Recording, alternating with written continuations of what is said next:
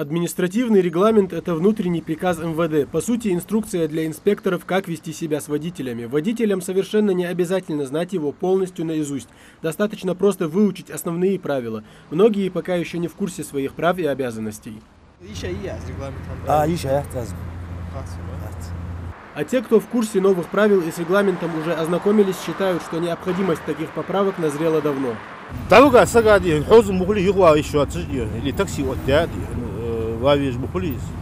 Дик правила, дик машина ждет, ложка вот тищат, машина гуш халез, нагасанный царь бог дию, наха гуш шейдлот без болейки, машина гуш халез.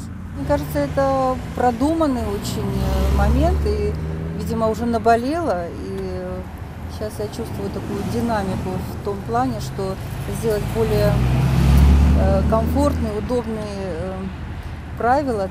Одно из первых изменений – справка о ДТП, которую получали участники аварий. Она сотрудниками ГИБДД больше выдаваться не будет.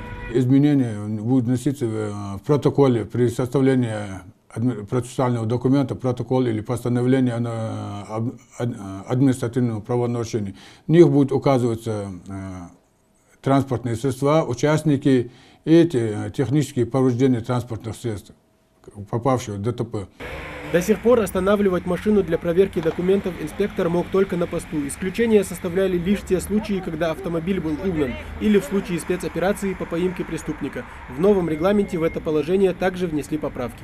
Теперь по новому закону 664 любой сотрудник полиции может при несении службы как на патрульном автомобиле, пешком или же на мотоцикле останавливать транспортное средство чисто для проверки документов. Что касается злостных нарушителей ПДД, с 20 октября сотрудниками ГИБДД не изымаются права сразу же. Вместо этого водителям дается 3 дня, чтобы самим передать их в отделение после выписанного протокола. Таким образом, инспекторы надеются на добропорядочность водителей. Перемены коснулись и в части регистрационно-экзаменационной деятельности. Есть поправки при сдаче экзамена на получение прав вождения определенной категории. То, что касается тех кандидатов-водителей, которые хотели получить категорию А, то есть управление мототранспортом, они должны сдавать дополнительное упражнение, это скоростное маневрирование. То, что касается водителей категории Б, это легкового, С грузового и Д автобусов, то одним из упражнений,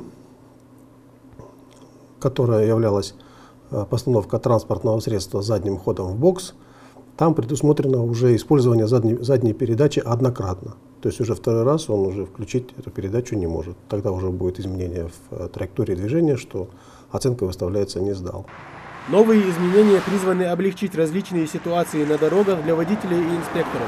Но в любом случае нужно внимательно следить за всеми нововведениями в административном регламенте ГИБДД. Тамерлан Хамхоев, Михаил Танги.